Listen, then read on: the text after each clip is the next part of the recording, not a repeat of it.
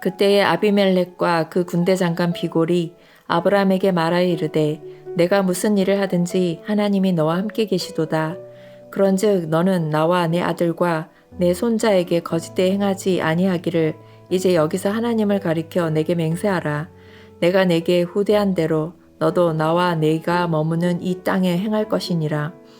아브라함이 이르되 내가 맹세하리라 하고 아비멜렉의 종들이 아브라함의 우물을 빼앗은 일에 관하여 아브라함이 아비멜렉을 책망하매 아비멜렉이 이르되 누가 그리하였는지 내가 알지 못하노라. 너도 내게 알리지 아니하였고 나도 듣지 못하였더니 오늘에야 들었노라. 아브라함이 양과 소를 가져다가 아비멜렉에게 주고 두 사람이 서로 언약을 세우니라.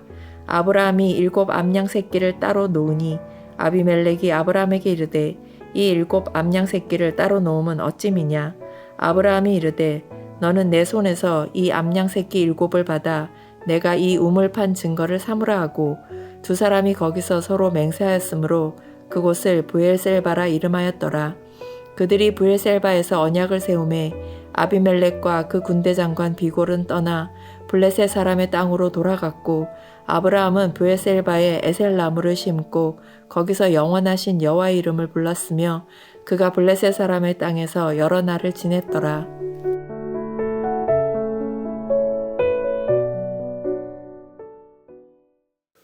오늘 본문은 아브라함이 그랄 왕 아비멜렉과 맺은 언약인 브엘세바의 평화조약에 대해 다루고 있습니다. 이 장면은 단순한 토지 분쟁 해결이 아닙니다. 이것은 탁월한 시청각 교육입니다. 하나님을 믿는 성도가 믿지 않는 세상 속에서 어떻게 생존해야 하는지를 보여줍니다. 그리고 어떻게 하나님의 이름을 드러내야 하는지 알려줍니다. 22절입니다. 그때 아비멜렉과 그 군대 장관 비골이 아브라함에게 말하여 이르되 아브라함이 이스마엘을 떠나 보냈습니다. 그는 가정적으로 큰 아픔을 겪었습니다. 그때라는 말은 바로 그 사건을 경험한 직후를 말합니다. 아비멜렉은 블레셋 지역 그랄의 왕입니다. 비골은 국방부 장관입니다. 왕과 군 총사령관이 일개의 유목민 족장을 찾아왔습니다. 이것은 이례적인 일입니다. 보통은 약자가 강자를 찾아가 보호를 요청합니다. 그런데 강자가 약자를 찾아와 우리와 조약을 맺자고 합니다. 그 이유가 무엇입니까? 아비멜렉의 입에서 나온 충격적인 고백을 들어보십시오. 내가 무슨 일을 하든지 하나님이 너와 함께 계시도다. 아비멜렉은 이방인이었습니다. 그는 하나님을 예배하는 자가 아니었습니다. 그러나 그는 아브라함의 삶을 목격했습니다. 아브라함은 거부가 되었습니다. 군사적으로 강해졌습니다. 심지어 100세의 아들을 얻었습니다. 아비멜렉은 이런 초자연적인 사건들을 지켜보았습니다. 그는 깨달았습니다. 아브라함의 배후에는 우리가 알지 못하는 전능한 신이 있구나. 이것이 바로 성경이 말하는 복의 본질입니다. 나 혼자 잘 먹고 잘 사는 것이 복이 아닙니다. 하나님이 없는 세상 사람들이 우리의 삶을 보면서 인정할 수밖에 없게 만드십시오. 저 사람은 하나님이 함께 계시는 사람이다 라고 말하게 하십시오. 이것이 가장 영광스러운 복입니다. 이것이 세상이 우리 그리스도인들을 향해서 던지는 최고의 찬사입니다. 우리는 어떻습니까?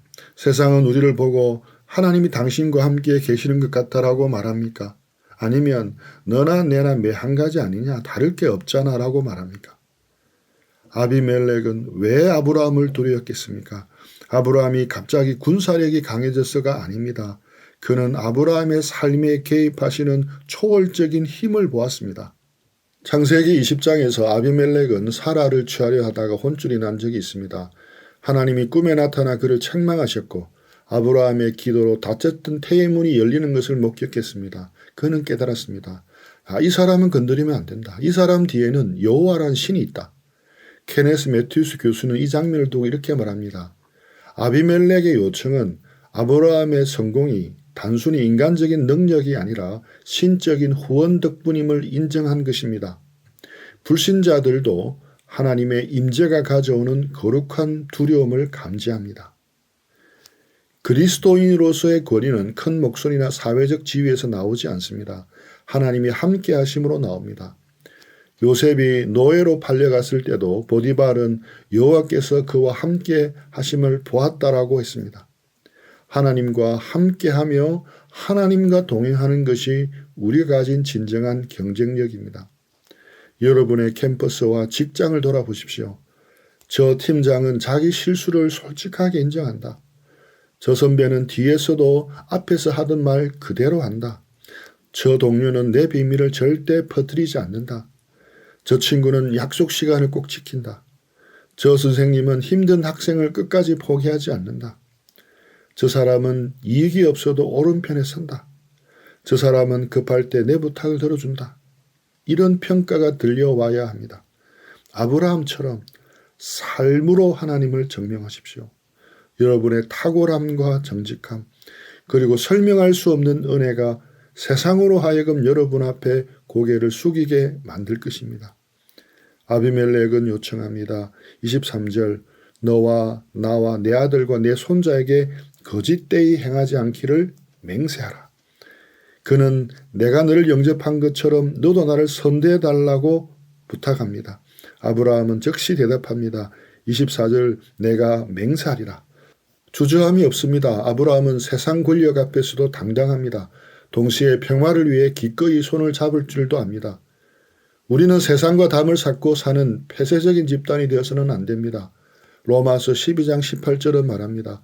할 수 있거든 너희로서는 모든 사람과 더불어 화목하라.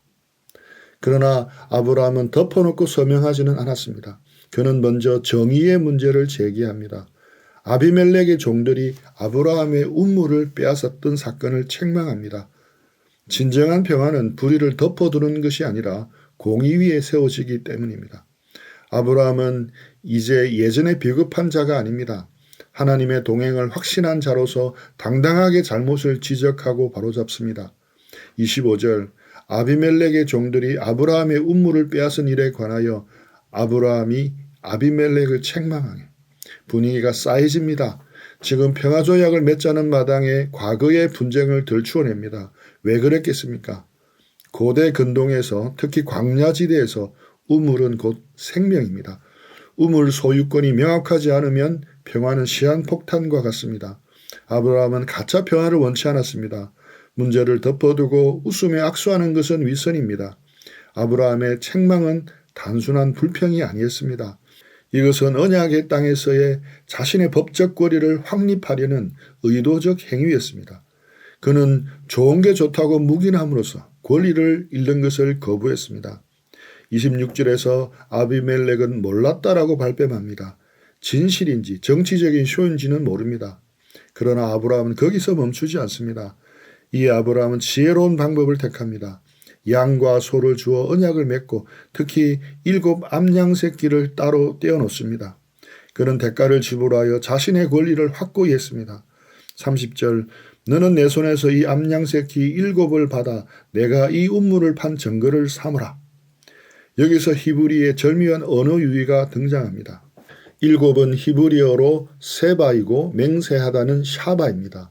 그래서 그곳 이름을 브엘세바, 즉 7의 운물 혹은 맹세의 운물이라고 불렀습니다.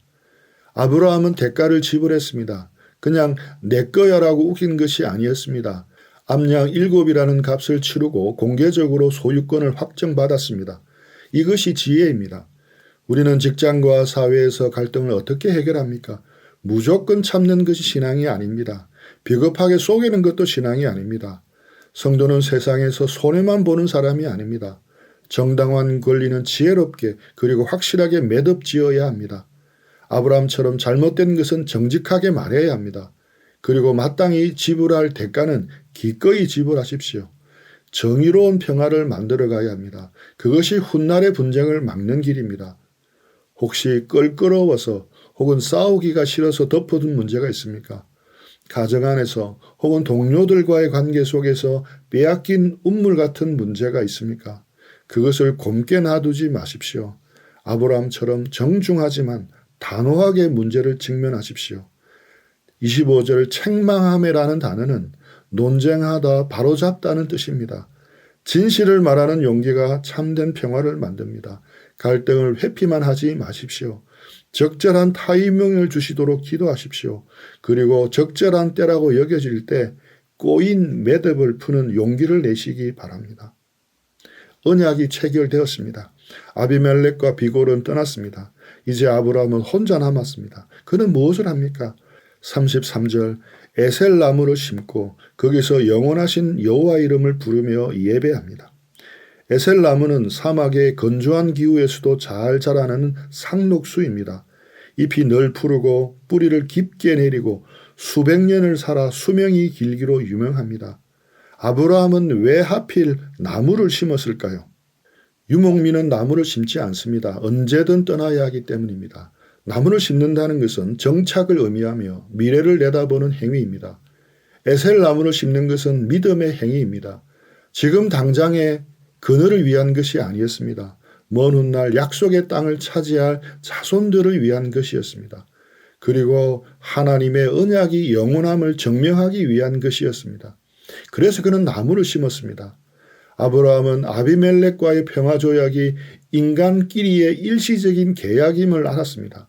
그러나 그가 믿는 하나님은 일시적인 분이 아닙니다. 그래서 그는 오래가는 나무, 에셀 나무를 심으며 영원한 것을 바라봅니다.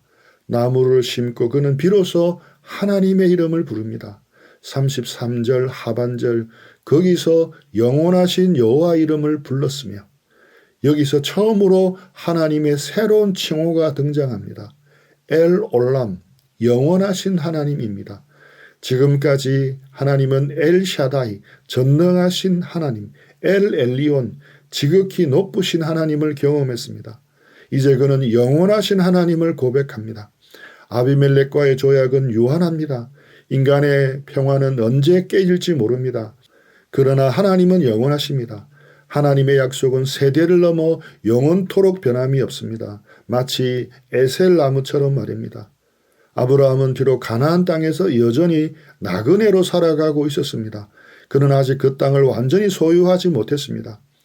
하지만 그는 브엘세바 운물 곁에서 예배하며 깨달았습니다. 이 땅은 잠시 머무는 곳이지만 하나님은 영원하시다. 하나님이 약속하신 본향은 흔들리지 않는다. 그 모든 것을 가능하게 하시는 분께 시선을 돌립니다. 그분은 모든 것을 유지하시는 영원한 통치자이십니다. 이것은 세상 속에서 살아가는 것이 궁극적으로 하나님께 달려있다는 고백을 한 것입니다. 우리의 인생에도 브엘세바와 같은 순간이 필요합니다. 갈등이 해결되고 잠시 평안이 찾아왔을 때 우리는 성공에 도취되거나 사람을 의지하기 쉽습니다. 그러나 그때가 바로 영원하신 하나님의 이름을 부를 때입니다. 세상의 안락함이 우리를 안주시킬 수가 없습니다. 우리는 여전히 본향을 향해 가는 나그네임을 기억하며 영원한 가치에 소망을 두어야 합니다. 형제자매 여러분, 여러분은 오늘 어떤 나무를 심고 있습니까? 당장의 이익을 위한 일회용 화초를 심고 있습니까? 아니면 다음 세대와 영원한 하나님의 나라를 위해 에셀 나무를 심고 있습니까? 우리의 인생은 짧습니다. 하지만 우리가 심은 믿음의 씨앗, 기도의 나무는 영원합니다. 엘 올람, 영원하신 하나님을 신뢰하십시오. 눈앞의 상황이 흔들려도 영원하신 팔이 여러분을 붙들고 계십니다. 당장의 성과에 일희일비하지 말고 아브라함처럼 긴 호흡으로 믿음의 나무를 심으십시오. 여러분이 심은 나무 그늘 아래서 여러분의 자녀들이 쉬게 될 것입니다. 잠시 있다 없어질 세상의 것들에 목매이지 마십시오. 영원하신 하나님께 소망을 두십시오. 그리고 믿음의 에셀 나무를 심으십시오. 비록 브엘세바의 운물과 아브라함이 심은 에셀 나무는 있는지 없는지 우리는 모릅니다. 하지만 하나님이 불렀던 엘 올람, 영원하신 하나님은 오늘도 변함없이 우리와 함께 하십니다. 이 영원하신 하나님과 동행하며 세상 속에서 거룩한 영향력을 끼치는 우리 모두가 되기를 주님의 이름으로 축원합니다. 한 줄 요약입니다.